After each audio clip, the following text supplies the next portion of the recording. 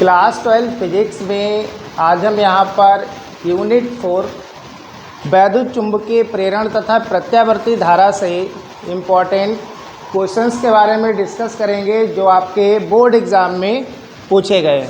तो देखो यहाँ पर पहला क्वेश्चन हमने लिया है कि यहाँ पर देखिएगा, पहला क्वेश्चन है आपका कि विद्युत चुंबकीय प्रेरण की परिभाषा, यानी कि ये क्वेश्चन आपका वेरी शॉर्ट में पूछा जा चुका है। इसमें आपको सिर्फ विद्युत चुंबकीय प्रेरण की परिभाषा याद रखनी है। दूसरा क्वेश्चन है विद्युत चुंबकीय प्रेरण संबंधी लेंज का नियम। ये बहुत ज़्यादा इम्पॉर्टेंट है, वेरी शॉर्ट में 1 नंबर में बहुत ज़्यादा पूछा जाता है। इसको आप बहुत अच्छे से तैयार कर लेना।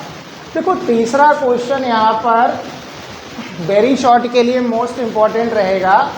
1 हेनरी स्वप्रेरण गुणांक होगा यहाँ पर, ठीक है। या तो आप 1 हेनरी स्वप्रेरण पूछे या आपसे 1 हेनरी स्वप्रेरण गुणांक पूछे, एक ही बात है कि परिभाषा और विमीय सूत्र याद रख लेना आप, ठीक है, कि 1 हेनरी स्वप्रेरण गुणांक की परिभाषा और विमीय सूत्र याद कर लेना।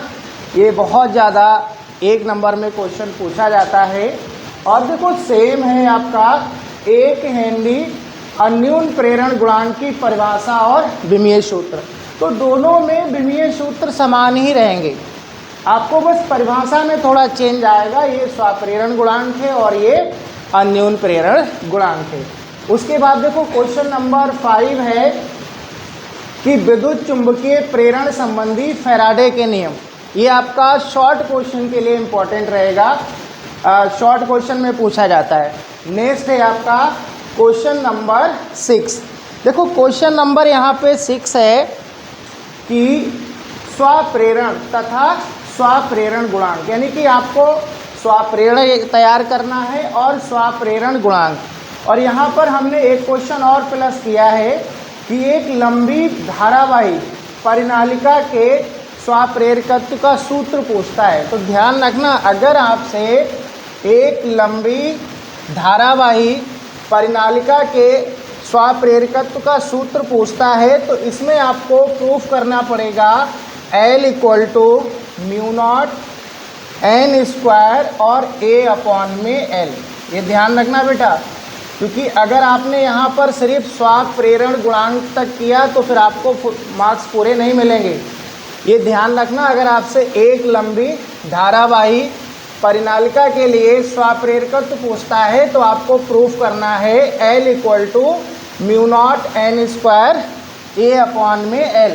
यहाँ पर ये जो कैपिटल L है ये आपका स्वप्रेरण गुणांक होता है, ठीक है। अगला क्वेश्चन देखो क्या है, क्वेश्चन नंबर 7 कह रहा है अन्यून प्रेरण तथा अन्यून प्रेरण गुणांक, ठीक है। यहाँ पर अगर आपसे अन्यून प्रेरण पूछ रहा है तो आपको अन्यून प्रेरण की परिभाषा देनी है। और देखो अन्यून प्रेरण गुणांक, अन्यून प्रेरण गुणांक पूछता है तो आपको यहाँ पर ड्राइव करना है m = माइनस का E/में डेल्टा I/में डेल्टा t। ये आपको सिद्ध करके लाना है, ये अन्यून प्रेरण गुणांक का हो जाएगा, ठीक है। यहाँ पर डेल्टा I1 भी हो सकता है, ठीक है, यानी कि m = माइनस का E/में डेल्टा I/में डेल्टा t।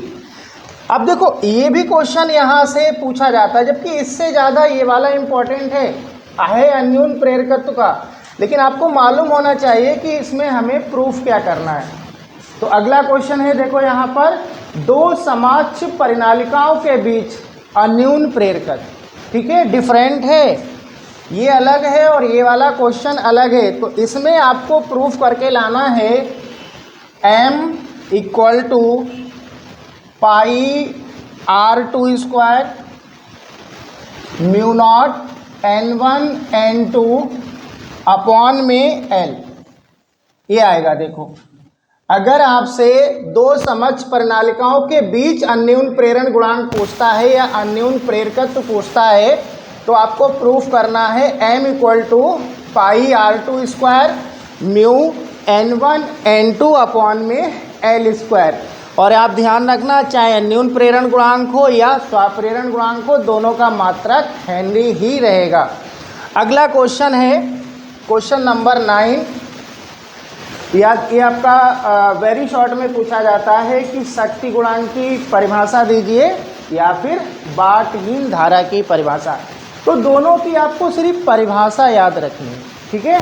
देखो क्वेश्चन नंबर हम लोग 10 पे आते हैं, क्वेश्चन नंबर 10।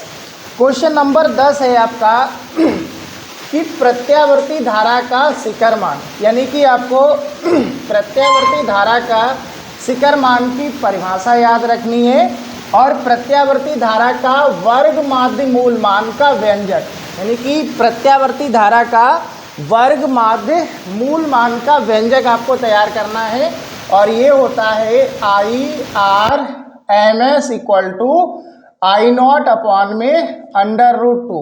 यहाँ पर जो I0 है यही आपका प्रत्यावर्ती धारा का शिखर मान होता है, ठीक है। अगला क्वेश्चन देखिएगा। अगला क्वेश्चन है कि एक प्रत्यावर्ती धारा परिपथ के प्रेरकत्व L, धारिता C, प्रतिरोध R श्रेणी क्रम में जुड़े हैं। परिपथ की प्रतिबाधा Z तथा कलांतर फाई के लिए सूत्र ज्ञात कीजिए।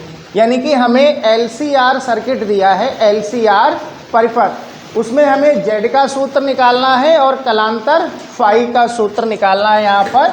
अगला है देखो, अनुनादी परिपथ से क्या तात्पर्य है, अनुनादी परिपथ, और पूछा है LCR श्रेणी अनुनादी परिपथ के लिए आवश्यक प्रतिबंध तथा अनुनाद की स्थिति में आवृत्ति का व्यंजक प्राप्त कीजिए।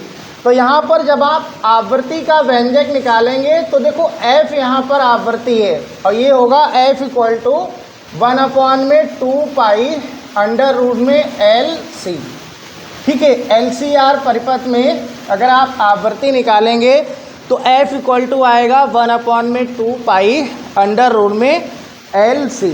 देखो क्वेश्चन नंबर 13 है, बहुत ज़्यादा इम्पॉर्टेंट है कि ट्रांसफार्मर का सिद्धांत क्या है, इसकी कार्य विधि समझाइए।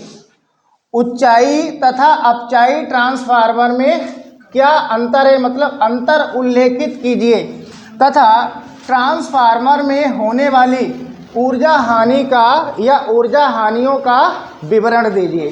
तो यहाँ पर हमने ये कंप्लीट क्वेश्चन लिखा है, ठीक है।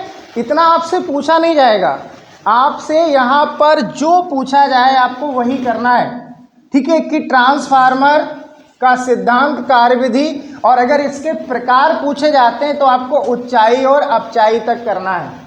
अगर ऊर्जा ट्रांसफार्मर में होने वाली ऊर्जा हानियों का विवरण पूछा जाता है तब आपको देना है। और ये क्वेश्चन आपका लॉन्ग क्वेश्चन के लिए बहुत ज़्यादा इम्पॉर्टेंट रहेगा।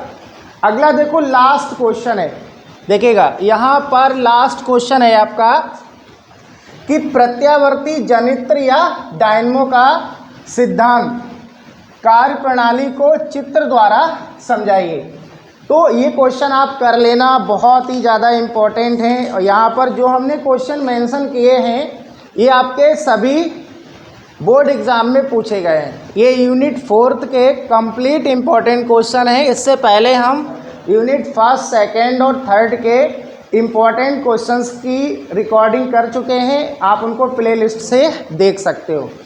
और एक चीज़ ध्यान रखना बेटा, ये जो चैप्टर है आपका विद्युत चुंबकीय प्रेरण तथा प्रत्यावर्ती धारा, यहाँ पर जो प्रत्यावर्ती धारा का जो चैप्टर है ये आपका न्यूमेरिकल के लिए मोस्ट इम्पॉर्टेंट रहेगा।